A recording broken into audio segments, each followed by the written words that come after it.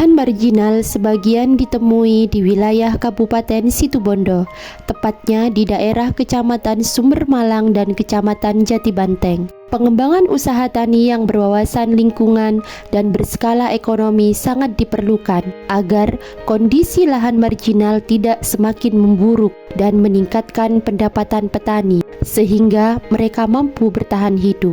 Namun, pada kenyataannya, pengembangan lahan marginal masih belum maksimal karena masyarakat di sana masih berpegang teguh pada kearifan lokal atau local wisdom yang ada. Banyak kendala yang dihadapi oleh masyarakat untuk menghadapi hidup, selain karena faktor alam seperti bencana alam dan kondisi alam yang tidak mendukung. Terdapat juga faktor lain seperti guncangan ekonomi, seperti kebutuhan hidup yang semakin meningkat dan kebutuhan mendesak rumah tangga petani. Sumber pendapatan on-farm, off-farm, non-farm, inilah yang bisa menopang kehidupan petani. Mereka harus mempunyai resiliensi untuk tetap dapat bertahan hidup. Resiliensi dipandang sebagai kemampuan rumah tangga petani untuk bertahan dan menstabilkan posisinya dari guncangan.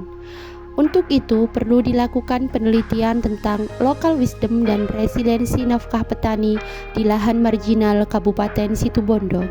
Penelitian ini bertujuan untuk mengetahui karakteristik petani di lahan marginal, untuk mengetahui kearifan lokal usaha tani, baik itu pengolahan lahan, budidaya, penanganan OPT, sampai proses panen dan pasca panen, dan untuk mengetahui resiliensi nafkah petani di lahan marginal.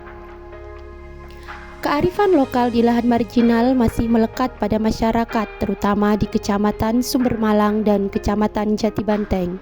Sehingga dengan adanya penelitian ini, peran pemerintah daerah Kabupaten Situbondo sangat diperlukan terkait kebijakan dalam menangani permasalahan usaha tani di lahan marginal. Berdasarkan penelitian yang sudah dilakukan, dapat diketahui bahwa karakteristik petani di lahan marginal dapat dilihat dari jenis kelamin, umur, pendidikan, luas lahan, jumlah anggota keluarga, dan pengalaman dalam berusaha tani.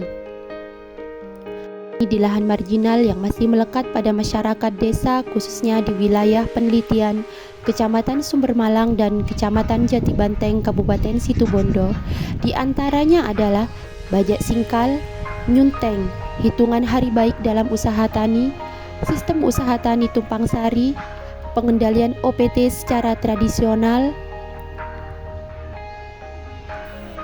dan hutang serta lumbung pangan.